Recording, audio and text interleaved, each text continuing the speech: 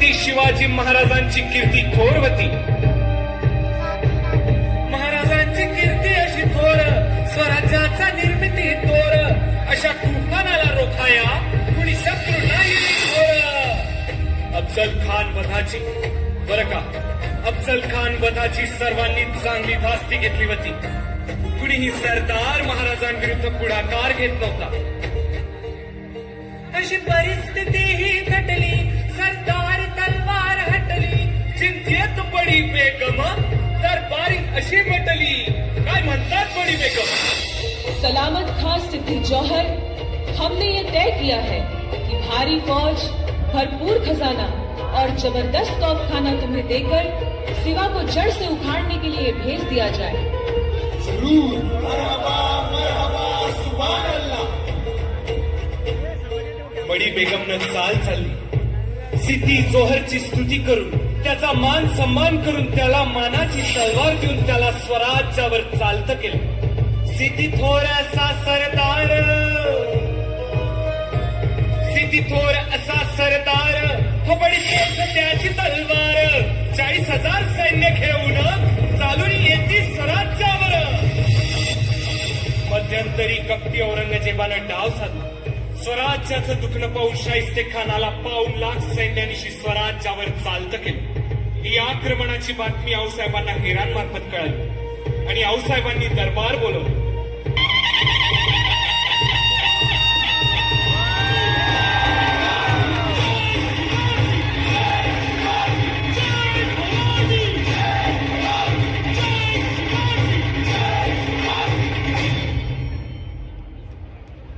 आऊसाहेब, आता दुहेरी संकट आहे. आदिलशहा आणि मुघल पूर्ण ताकदीनिशी स्वराज्यावर चालून येत आहे. आम्हास असे दिसते की सिद्दी जोहर स्वराज्यात जास्त धुमाकूळ घालेल. तो चिडखोर आहे, त्याला मुलूक काबीज करायचा आहे. त्यामुळे काहीही करून त्याला मुलखाबाहेर थोपवणे जास्त जरुरीचे आहे. पण कसे? आऊसाहेब, जर सिद्धी आणि मोगल एकाच वेळेस येत असतील तर त्यांचे आपसात भांडण लावून देऊ की. गनिमी तावा असताना कसली बी फिकर नाही बघा. वा, विचार तर छान केलात, पण एक मात्र विसरला. दोघांचीही लष्करे लढतील ती स्वराज्याच्या धर्तीवर, आणि यात भरडली जाईल ती सामान्य निष्पाप जनता. मग मोगलशाही आणि स्वराज्यात फरक तो कोणता? त्याऐवजी त्यांना स्वराज्याबाहेरच ठेवलं तर ते जास्त फायदेशीर. आऊसाहेब, आम्ही सिद्धीला मोठ्या शिताफीने पन्हाळ्याकडे घेऊन जाऊ. आम्ही घाबरून पळतो आहोत ते पाहून त्याला चेव चढेल. तो आमचा पाठलाग करेल. आम्ही पन्हाळ्यावरच राहू. पन्हाळा झुंजता गड आहे. विचार तर नामी आहे शिवबा. पण आऊसाहेब, शाहिस्ते खान स्वराज्यात घुसणार. तो स्वस्त बसणार नाही. रयतेश छळेल, हाल करेल, तोही भयंकर. शाहिस्ते खानास आम्ही पाहून घेऊ. आऊसाहेब, आपण? होय शिवबा, आम्ही शाहिस्त्यावर दबाव आणू. प्रसंग बाका आहे. दोन्हीही लष्करे दोन्हीकडे लढत ठेवू. यशस्वी भव. अशी युक्ती नामी लढविली, अशी युक्ती नामी लढविली, फौजी जाऊन पाठ राखण केली. सैन्य दलाची हालचाल झाली आणि पन्हाळ्यावर कूच त्यांनी केली. आणि महाराज पन्हाळ्यावर पोहोचले. महाराजांचा अंदाज अचूक ठरला. सिद्धी स्वराज्याकडे न जाता पन्हाळ्याला बेढा घालून बसला. आणि बघता बघता 3 महिने निघून गेले. जोहर साहब, आखिर कब तक हम यहाँ पर यूं ही डेरा डालकर बैठे रहेंगे? मसूद, यह सिवा के बच्चे को कभी न कभी तो बाहर आना ही होगा. आखिर यहाँ रसद रोक कर जो बैठे हैं, रसद खत्म होते ही बाहर आएगा. तब तो आमना सामना होना ही है. तब दिखाऊंगा उसे इस जोहर की शमशेर का कमाल. इंशाअल्लाह. सिद्धीचा डाव सफल ठरला. गडावरची रसद संपत आली. महाराज विचार करत होता की कदाचित पावसाच्या जोराने तरी सिद्धी वेढा हटवेल. पण तसं झालं नाही. महाराज, विशाळगडाकडे जाण्याच्या मार्गावर तशा छावण्या कमीच बघा. तो मार्ग निवडला तर तिकडे सुरव्यांचा वेढा आहेच. तो फोडला तर काम होतंय बघा. हो, पण तोवर त्या सिद्धीला सुलत कसा ठेवायचा? गनिमी काव्याचा बाळकडू विसरला होय. तहाचं बोलणं करत सिद्धीला गुंतून ठेवायचं. सिद्धीच्या सैन्याला गाफील करायचं आणि मोका मिळताच विशाळगड गाठायचं. पण महाराज तहाची बोलणी करायला कुणाला बी कसं पाठवणार? तो सिद्धी काय खोळा आहे वय? आणि आपल्याकडे थोडंच दुसरं शिवाजी राजा आहे. मी होतो की शिवाजी राजा असं बी समजे म्हणतात. शिवा तू राजासारखा दिसतो बघ, फक्त कपडे चढवायला लावशील. आज संधी मिळते बघा, काय म्हणू नका सा. अरे शिवा, तू शिवाजी हो ना, पण तुला याचे परिणाम ठाऊक आहेत का? मरण म्हणता होय. अहो मरण तर कवा बी आहे की, पण शिवा काशीत होऊन मरेपतून शिवाजी राजा होऊन मेलेलं कुणाच्या बी नशिबी असतं होय. अशा मावळ्यात तो शिवा, हो अशा मावळ्यात तो शिवा, तो हातचा धाडला सांगावा, डोक्यात लढविती कावा, सिद्धीला असाच कमावा.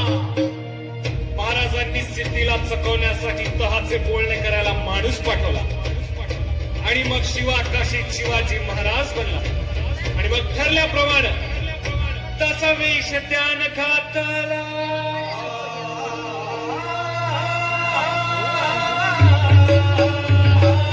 तसा वेश त्यान घातला, हो तसा वेश त्यान घातला, तसा वेश त्यान घातला, घोटात गेला जाण त्याची नसे हो सिद्धीला. करील कोणी कल्पना युक्तीला. शिवा राज राज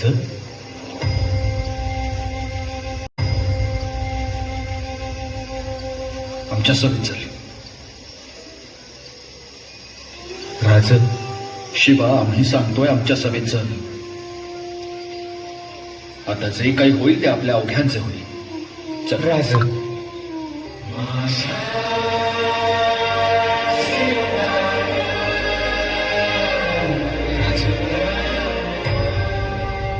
लहान तोंडी मोठा घास घेतो, पण माझं भाग्य किती बघता, माझ्या आई बापाची पुण्य आहे किती बघता. राज, ही तुमची कापडं जेव्हा माझ्या अंगाला लागली ना, तेव्हाच शिवा मिळाला. आता उरला येतो तुमचा आत्मा आहे फक्त.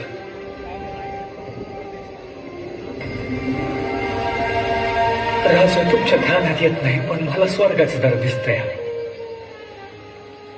हो, अजून काय पाहिजे माणसाला? लोक माणूस आयुष्यभर कसा कसा जगला ते सांगतात, पण माझ्या बाबतीत लोक सांगतात की शिवा असा बिलंद, की शिवाजी राजाचं मारण मिळाला, मारून 96,000 वर्ष जगेल महाराज.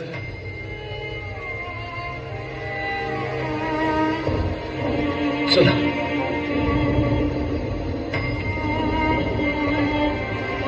येतो मी.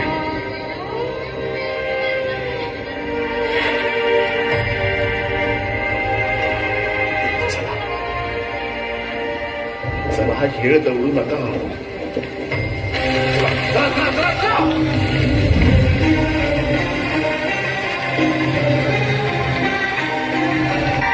प्रति शिवराय तेथे आला होती.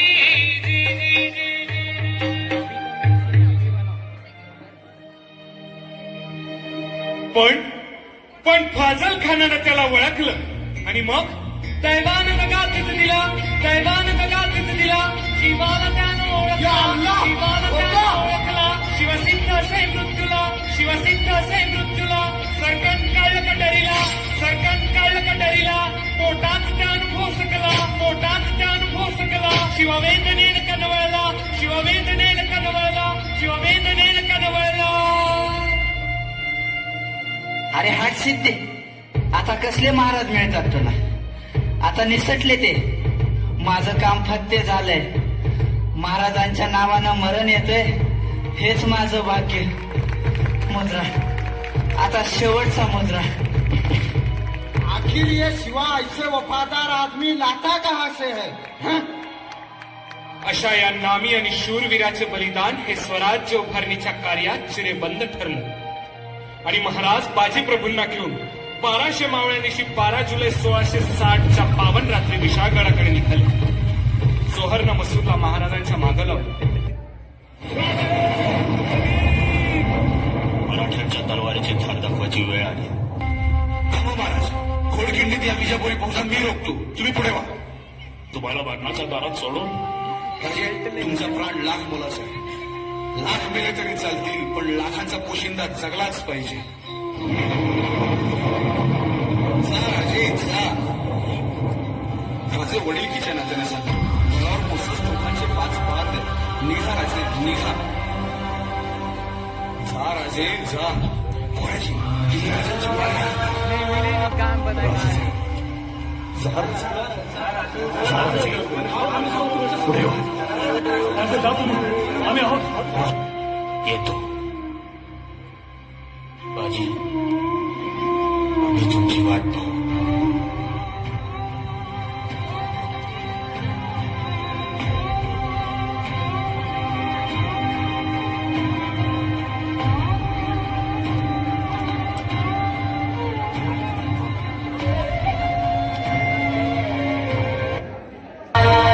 आज तुम्हाला लढायचे स्वतःसाठी, स्वातंत्र्यासाठी. मी तुम्हाला वचन देतो, आज जर राजांना वाचवलं तर या घोडखिंडीच्या तगड्यावर तुमची नावं कायमची गोपी जातील आणि तुम्हाला तुमचा हक्क हक्काने मागता येईल. तो हक्क म्हणजे स्वराज्य. बाजूला बाजूला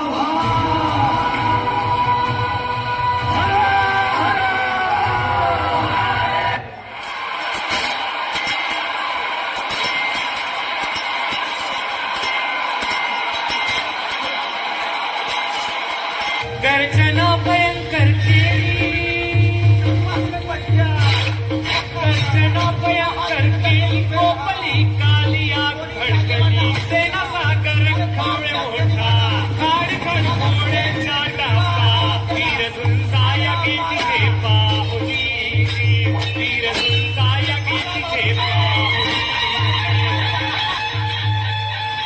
बाजीप्रभू हातात भाला घेऊन आवेशानं लढत होते. जणू त्यांचा अगदी महादेव संचारला होता. त्यांच्या भाल्याच्या पट्ट्याच्या आत आता कुणाला शिरता येत नव्हतं. शेवटी शत्रूनं गनिमी डाव केला. बंदूक भरली आणि बाजीच्या छातीचा नेम धरला. ती गोळी सरकन आली, त्या कालीवर मिठी घुसली. श्री बाजी विवहळ पडला, मागुती काहीसा उठला. बेहोश वीरवर वतला. हर हर महादेव. अरे तोफे आधी नमरे बाजी सांगा मृत्यूला. अंचला घाल स्वातंत्र्य संगरी, रिपुवरी घाला.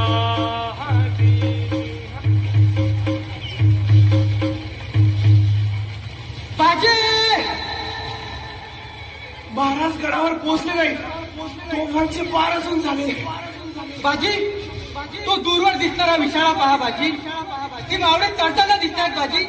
आणि ते काय पार झाले बाजी, पार. महाराज गडावर पोहोचले. महाराज, या बाजीचा शेवटचा मुजरा घ्या. महाराज, या बाजीचा शेवटचा मुजरा. हर हर महादेव. अशा प्रकारे बाजी व इतर मावळ्यांच्या बलिदानाने ती घोडखिंड खऱ्या अर्थानं पावन झाली. आणि त्या घोडखिंडीचं नाव झालं पावनखिंड. पावनखिंड युद्ध झाले.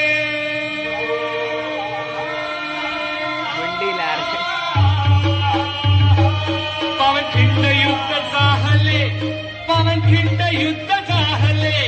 पावनखिंड युद्ध झाले. रक्त सांडले, पाप सारे गेले. पावन केला खिंडीचा घाट. पावन केला खिंडीचा घाट. लावली गुलाबीची हो वाट. लावली गुलाबीची हो वाट. लावली गुलाबीची हो वाट. मराठशाहीचा वाडला धाकली. मराठशाहीचा वाडला धाकली. मराठशाहीचा वाडला धाकली.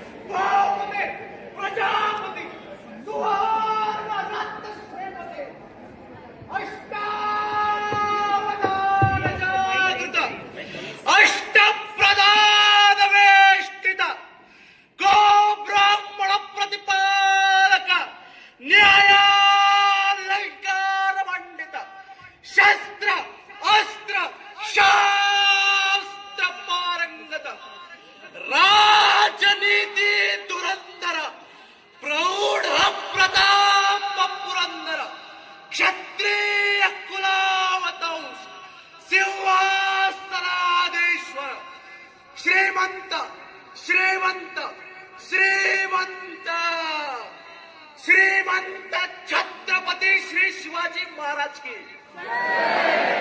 राजा शिव छत्रपती की जलस्थलांवर दे ललकार शिव छत्रपतींचा जय जयकार जलस्थलांवर दे ललकार शिव छत्रपतींचा जय जयकार नमः पार्वती पते हर